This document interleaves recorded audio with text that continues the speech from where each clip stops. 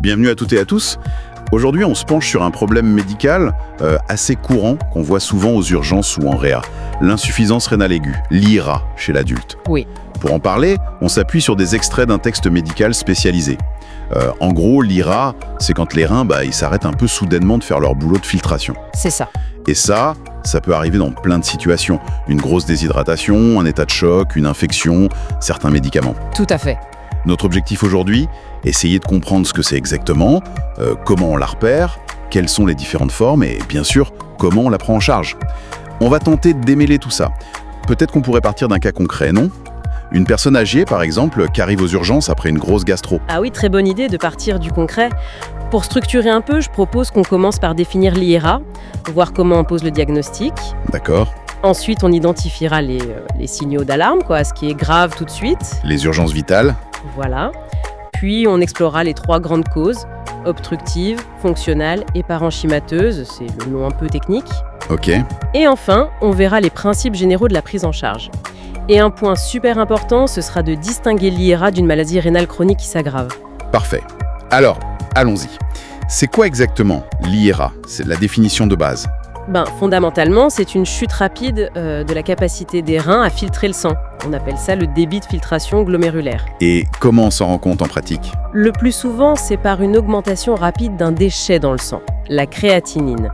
C'est une substance qui vient des muscles et normalement, les reins l'éliminent. Si son taux grimpe vite, c'est que les reins peinent. Et on parle aussi souvent de la quantité d'urine, non ? Moins d'urine. Effectivement.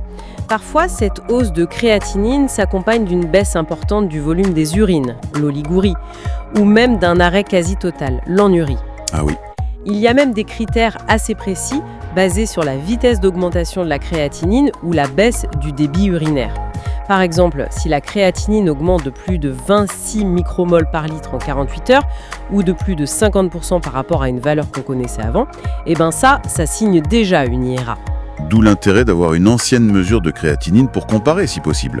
Une mesure pas trop vieille, disons de moins de 3 mois. Exactement, c'est la première question, IRA, aiguë ou chronique.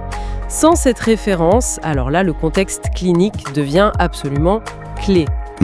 Notre patiente âgée, déshydratée par sa gastro, quelqu'un en choc, ou après un nouveau médicament, tout ça, ça pointe vraiment vers une IRA. D'accord. Et un petit point technique mais important, les formules qu'on utilise d'habitude pour estimer la fonction rénale, comme Cocroft ou MDRD, oui. Elles ne sont pas fiables quand la créatinine bouge vite. Elles sont conçues pour un état stable, pas pour l'aigu. Ah, d'accord, ça c'est bon à savoir. Et les signes qu'on voit parfois dans l'insuffisance rénale chronique installée, genre l'anémie ou des reins plus petits à l'écho ? Ça aide à confirmer une maladie chronique, oui, mais ça apparaît tard. Ça ne nous aide pas beaucoup pour le diagnostic aigu sur le moment. Ok. D'ailleurs, on peut très bien avoir une anémie dans une situation aiguë qui provoque l'IRA, comme une hémorragie. Donc, on ne peut pas se fier à ça pour dire si c'est aigu ou chronique. Vraiment, la comparaison avec une créatinine antérieure et le contexte, c'est ça le plus important. C'est là que ça peut devenir inquiétant. Qu'est-ce qui rend une IRA dangereuse, là, tout de suite ? C'est pas juste le chiffre de créatinine qui fait peur, si j'ai bien compris. Non, c'est exact. Ce sont les conséquences directes de ce mauvais fonctionnement des reins sur l'équilibre du corps. Il y a 3 grandes complications redoutables, vraiment vitales. Lesquelles ? Premièrement, l'hyperkaliémie. Le potassium s'accumule parce que les reins ne l'éliminent plus assez. Et trop de potassium, c'est très dangereux pour le cœur. Ça peut perturber le rythme cardiaque gravement.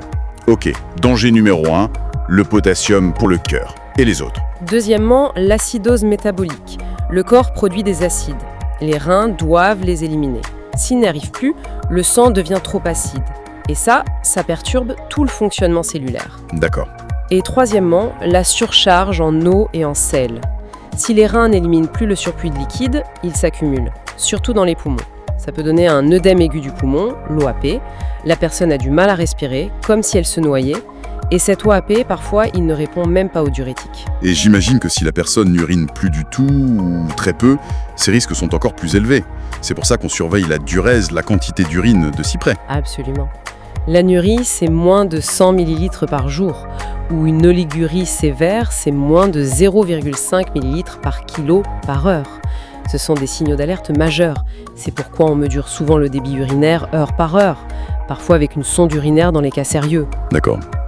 Ces complications, elles justifient une prise en charge urgente, souvent en néphrologie ou en réanimation. Et c'est dans ces cas-là qu'on entend parler de dialyse en urgence. Exactement. La dialyse ou épuration extra-rénale, on y a recours quand les déséquilibres sont trop importants, qu'ils menacent la vie et qu'on n'arrive pas à les corriger autrement. Pour quelle raison principale alors? Une hypercalémie très élevée, menaçante pour le cœur.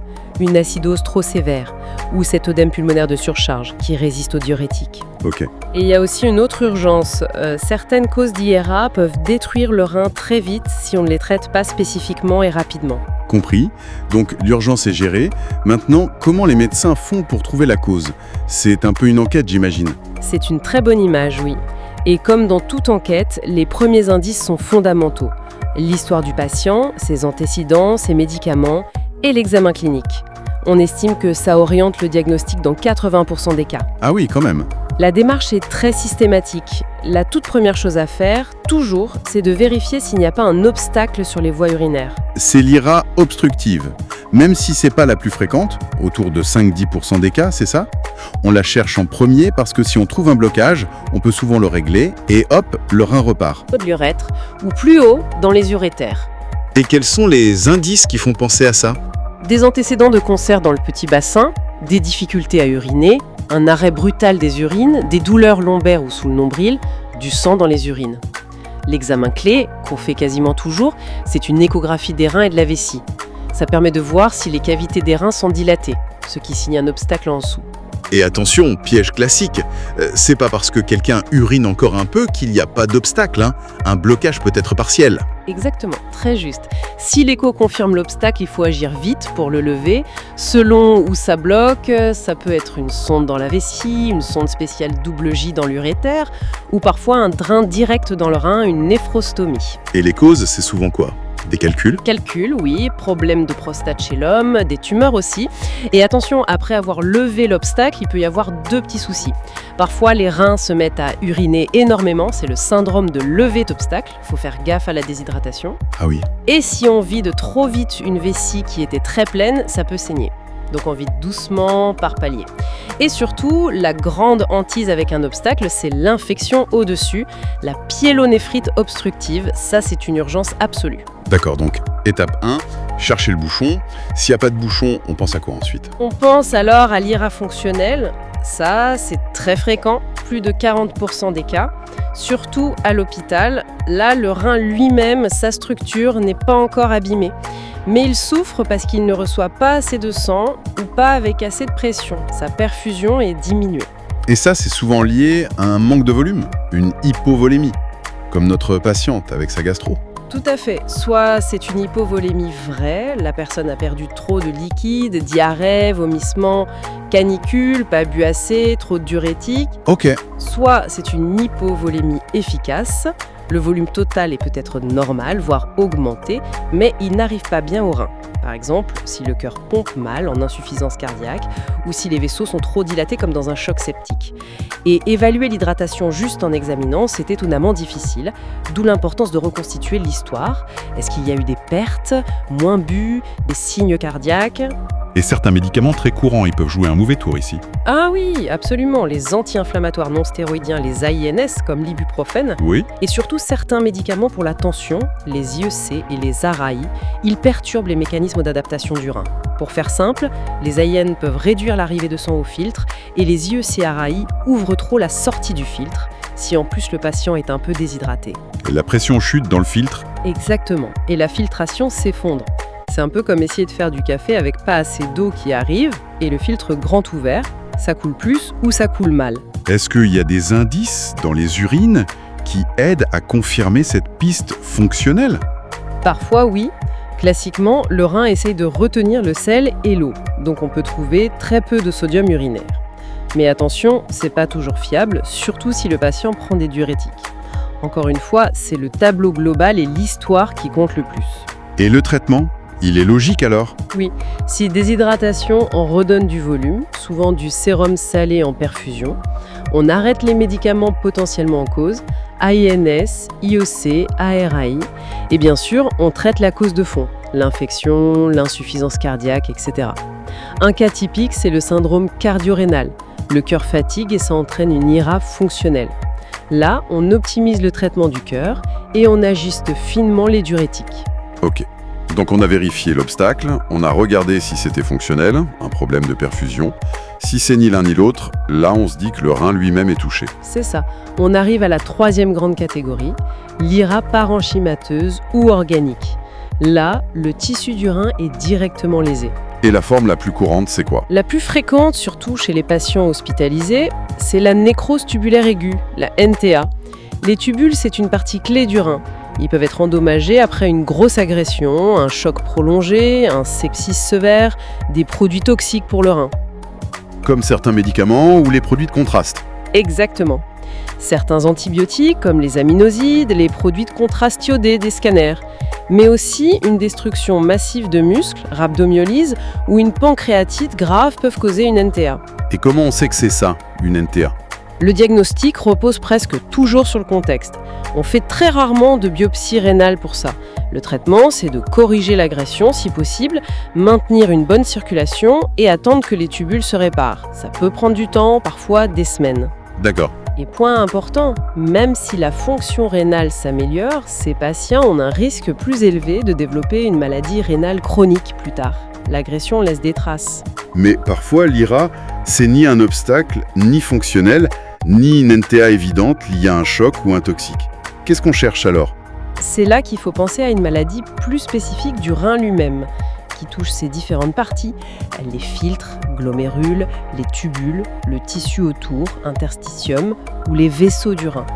Souvent, ça s'inscrit dans une maladie plus générale, systémique ou un problème immunitaire. Et là, il faut vite l'avis d'un néphrologue. Et on a des indices dans les urines, ailleurs? Oui, l'analyse d'urine peut montrer des protéines, du sang, des globules blancs. La tension artérielle peut être élevée. Et il peut y avoir des signes en dehors des reins, sur la peau, les articulations, les poumons. Sans faire une liste exhaustive, c'est quoi les grands types de problèmes dans ces cas-là? On peut simplifier en 3 groupes. D'abord, les atteintes des glomérules, les filtres. Quand c'est aigu et grave, on parle de glomérulonéphrite rapidement progressive GNRP. On suspecte ça s'il y a beaucoup de protéines et de sang dans les urines, parfois une HTA et souvent des signes ailleurs. Comme des vascularites? Oui, des vascularites ou un lupus. Une association grave, c'est l'atteinte rénale avec un saignement dans les poumons, le syndrome pneumorénal. Urgence absolue. Ça demande des traitements spécifiques, souvent des immunosuppresseurs. D'accord. Deuxième groupe? Les atteintes des tubules et du tissu autour, l'interstitium. Les néphropathies tubulo-interstitielles aiguës, ou NTIA. Ça peut être dû à des infections du rein, des allergies à des médicaments, certains antibiotiques par exemple, ou lié à des maladies comme le myélome, surtout chez les plus de 50 ans, avec une IRA inexpliquée. Et enfin, les problèmes de vaisseaux. Oui, les atteintes vasculaires. Ça peut aller de l'occlusion d'une grosse artère rénale, ce qui est rare, à des problèmes sur les tout petits vaisseaux. On voit ça dans des hypertensions très sévères et rapides, ou parfois après des gestes sur les artères, où des cristaux de cholestérol peuvent aller boucher les petits vaisseaux du rein.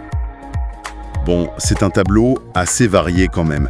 Au final, au-delà de trouver la cause et de la traiter si possible, c'est quoi les grands principes pour gérer une IRA au jour le jour? Il y a des mesures communes, oui, très importantes. D'abord, traiter les symptômes et les déséquilibres, surveiller de près le potassium, l'acidité du sang, gérer les apports en eau et en sel très finement selon l'état du patient pour éviter la surcharge ou la déshydratation. Ok. Par exemple, si le potassium monte un peu, un régime pauvre en potassium et des médicaments spécifiques peuvent suffire. Ensuite, j'imagine, éviter tout ce qui peut aggraver les choses.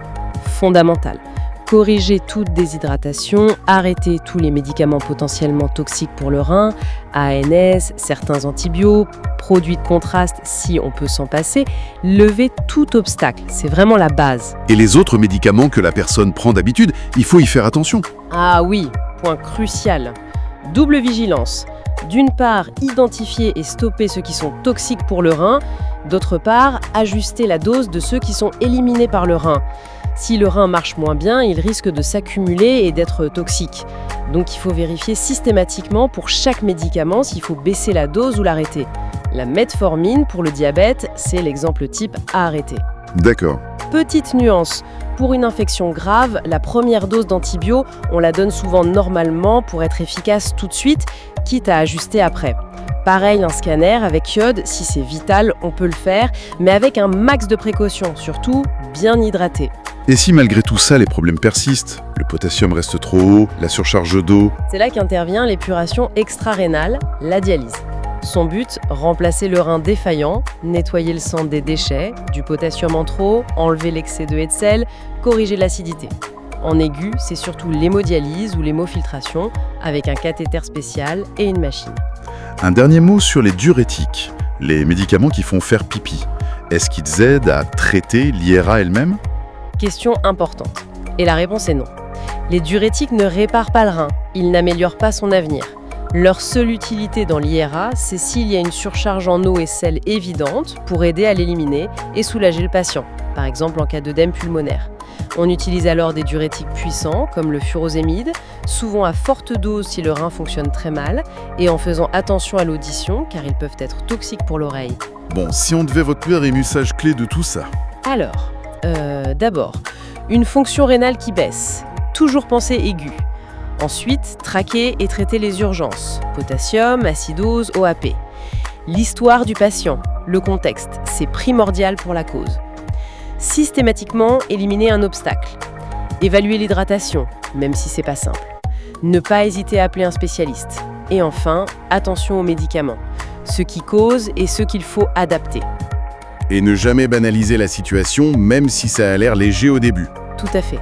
Le risque de complications graves ou de passer en maladie rénale chronique est bien réel. D'ailleurs, nos sources le disent bien. Même une IRA qui récupère complètement, ça augmente le risque d'avoir une insuffisance rénale chronique plus tard. Ça montre bien l'importance d'un suivi, même après l'épisode aigu. Voilà qui conclut notre exploration de l'insuffisance rénale aiguë chez l'adulte. C'est complexe, c'est vrai, mais on voit qu'avec une démarche rigoureuse, étape par étape, on arrive à y voir plus clair et à agir. C'est vraiment un exemple où il faut regarder le patient dans sa globalité. Et pour aller plus loin justement, puisqu'on sait qu'un épisode d'IRA fragilise le rein pour l'avenir, quelle stratégie de suivi à long terme on pourrait mettre en place pour mieux protéger ses reins? Comment accompagner au mieux ces patients pour éviter qu'ils ne développent une maladie rénale chronique? Voilà une question essentielle pour la prévention future. Merci de nous avoir suivis.